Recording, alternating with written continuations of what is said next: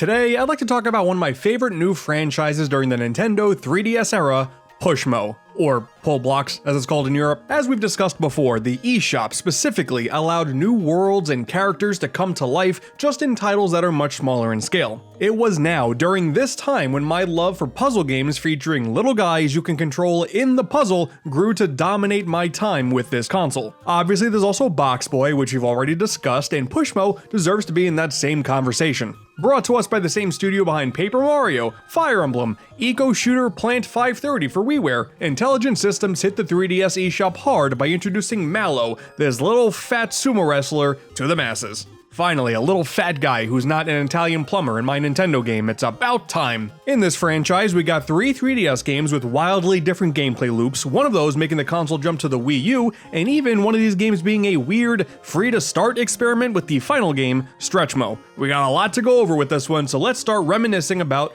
Pushmo. Or Pull Blocks if you really care. Like, honestly, the Pull Blocks name makes a little more sense here because you do a lot more pulling than pushing, so okay, fine, Europe, you win this one. But don't get used to it.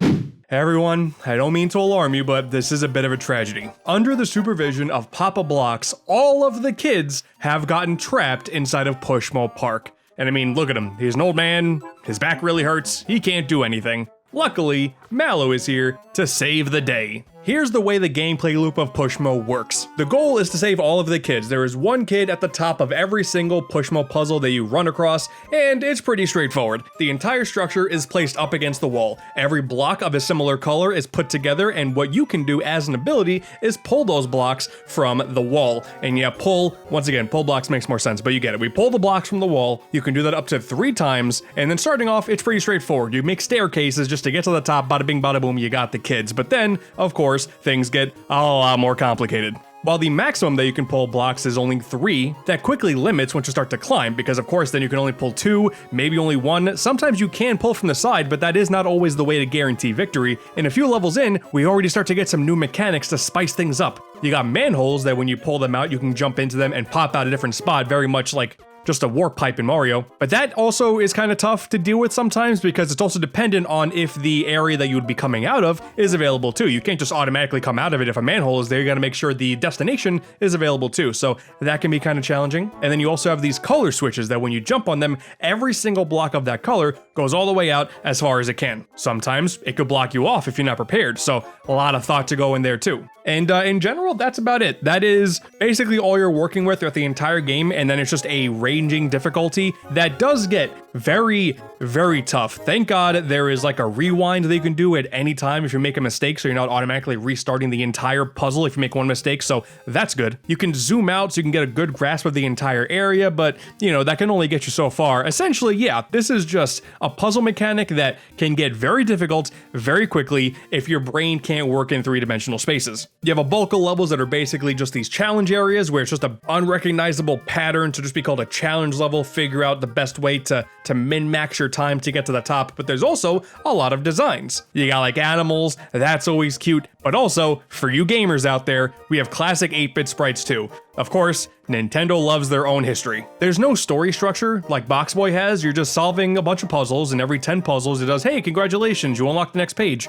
And that's it. It's just a bunch of levels constantly with like kind of a recurring theme every chunk of 10 levels. That's it. But there are about 200 puzzles in Pushmo Park, so there is a lot of content in this game, and then you unlock bonus challenges where things are really difficult, the puzzles are gigantic, and yeah, it gets very challenging. You can even make your own puzzles in the Pushmo studio if you want.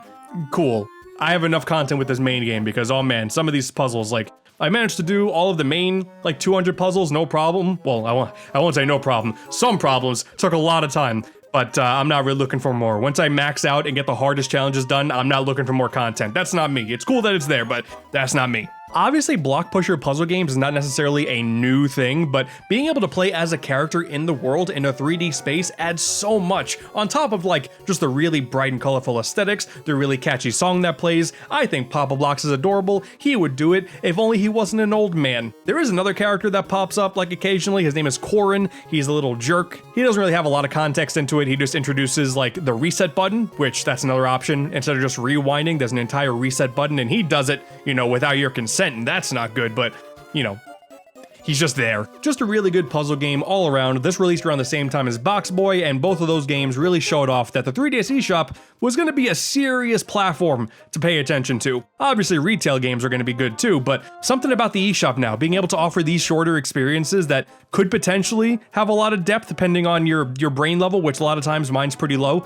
It was an exciting time to play this game when it was new. Pushmo, fantastic little game. And then, this is not the next release in the series, but I do want to talk about it here. Pushmo was kinda ported to Wii U, kinda, with Pushmo World. When we talk about the other 3DS games, they completely changed the gameplay formula, but here, this is kinda just Pushmo on the Wii U. The story, basically the same, the gameplay, basically the same, just now it's really pretty.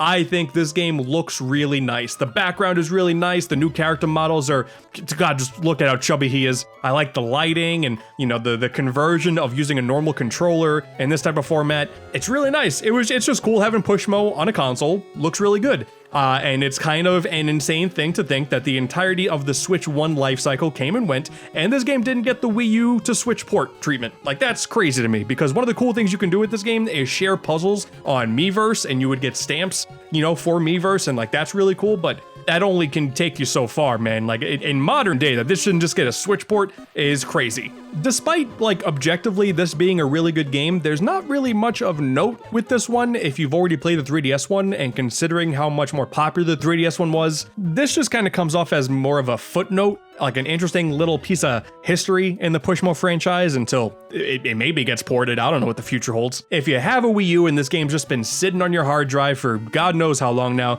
give it a go. You may love it, and then do your part in flooding Nintendo social media, begging for a new game in the franchise. That'd be great. Thanks. But now, back to the interesting games in the franchise. The second game in this basically Pushmo trilogy is Crashmo, aka Fall Blocks. And guys, I hate to break some bad news once again, but all of Poppy's birds have been scared away due to Mallo's being really big and shaking the entire world. That's unfortunate. And then at that point, yeah, like the objective is more or less the same. Instead of saving kids, you're saving birds, and you do that with a bunch of block puzzles.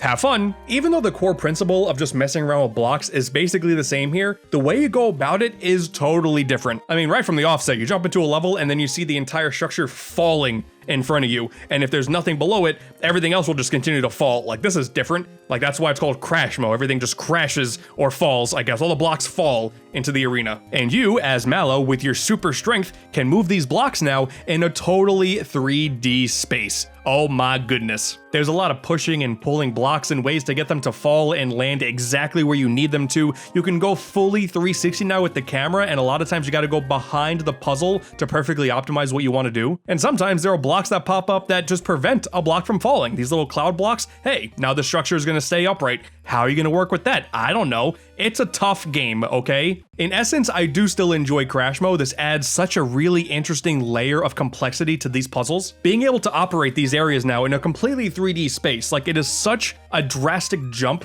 from the first game that even though that was also a 3D space, you were still pretty limited in what you can do. This, honestly, kind of is a little too difficult for me at times. Like, Pushmo gets very challenging too, don't get me wrong, but the time it takes to get challenging in Crashmo is so much sooner, and as a result of that, I'm not as big of a fan, I'll be completely honest. It is often considered to be the hardest, so it's another one of those things where, pending on your brain capacity, you might like this one a lot more because of its challenge. Me, a lot of times, big dumb idiot. Fun idea, but it gets tough, man. It gets tough. Another game where you can also create levels and share them with QR codes, that's really neat and modern. I can barely get through the main campaign in this one, so have fun with that. I think it mostly comes down to the whole idea of needing to go behind the puzzle in order to solve a lot of the more challenging ones, and my brain, so Pushmo-pilled, doesn't really think about that a lot of times, especially in the later puzzles. But then you're also walking the fine line of, like, when you do figure it out, it feels really good. So Crashmo, still a really fun puzzle game, but man, I'm just a big stupid idiot a lot of times. Also, another criticism, just going back to Pushmo World, because I think this is valid, since that released after Crashmo and that console game only included the Pushmo mechanics, that's unfortunate. That would have been the optimal time to have puzzles of every single playstyle in one package, and they didn't take it, so I guess I'm not really surprised that Pushmo World didn't really succeed. But hey, Crashmo's cool. It's just very difficult. And then we fast forward to the currently final game in this franchise, Stretchmo, aka Full Blocks. And guys, I hate to break this to you one more time, but another tragedy is striking the Pushmo world. There are microtransactions now, oh my god. So at this point, you would kind of expect a new game in this franchise to have a pretty different play style on top of just the typical manipulating blocks gameplay, but this is also an experiment by Nintendo to have a free-to-start game, meaning you were able to download the game for free and basically just do the tutorial, and then they add context to this. Basically, there's now Stretchmo Park. It's run by robots. You gotta save children once again, and you do so in these different attractions, but the only way to access these different attractions is to pay for them. There are 4 themed level packs that all cost real-world money. One was slightly more than the others, but all things considered, it would have been $14 individually, $10 total. You're saving money at that point. I mean, they dictate the price of it, so I don't know how much of a saving money situation it is. They dictate the price at the same time, but whatever. Combo pack, if you bought all of them like I did, $10. All things considered, that's not too bad. I mean, $10 for the game made sense anyway, it's just interesting structure. You got Mallo's Playtime Plaza, which is just a bunch of normal challenge levels. There's 100 of them in there, and there's nothing special about them thematically. It's just more puzzles. Cool. There's Poppy's Sculpture Square, which is all puzzles based on real-world objects. There are 50 in here. There is Corin's Fortress of Fun, which introduces enemies to the gameplay loop, and that's kind of cool. It's like a Pushmo game with permadeath, essentially.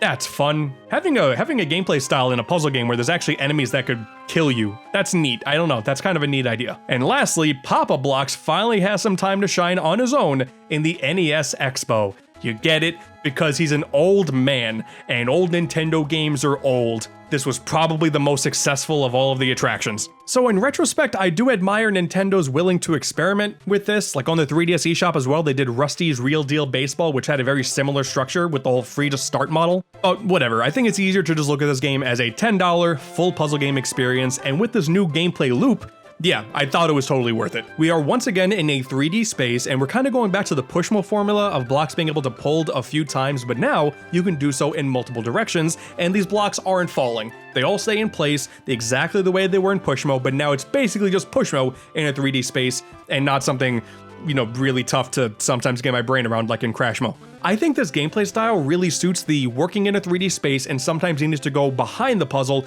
a lot better than Crashmo did. If you remember the color explosion blocks from Pushmo, those are back in this game, and they completely spread out the entire platform in every single direction, including the back. So it better incentivizes your brain to go, oh, okay, maybe I can solve this by going that way. And sometimes that works because, man, some of these puzzles are gigantic, and you gotta scale them like Spiral Mountain as the only way to get it done. But because this does feel like a proper evolution of the Pushmo formula instead of like an offshoot like Crashmo, this is actually my favorite one in the entire franchise. It comes down to having multiple playable characters, with each character having a special theme, with their backgrounds looking kind of different. They have a different song, and when you have something like Corn, you gotta change how your mind is operating in these puzzles. I thought Papa Block's NES Expo was just a nice burst of nostalgia at all times, because as a Nintendo fan, my nostalgia can never be satiated, so that's cool. And sometimes it's nice that these puzzles can actually start off in 3D space, because not everything in life is a 2D object. You know, sometimes you see these things where there's already something that's like a block behind everything else. So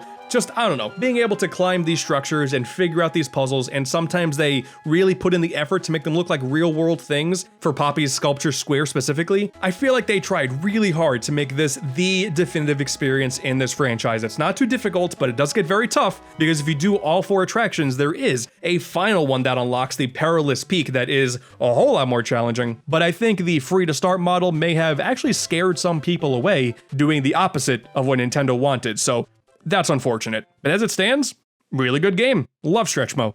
Or Full Blocks. Whatever.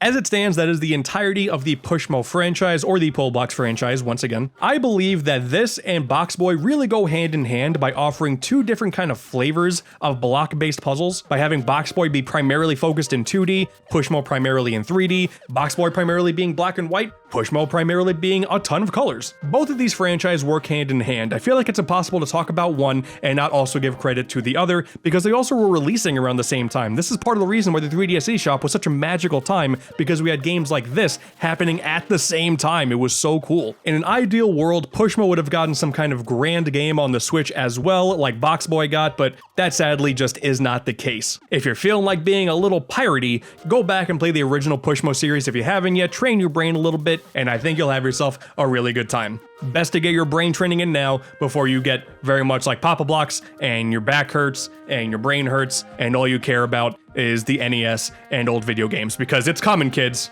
Oh, it's coming.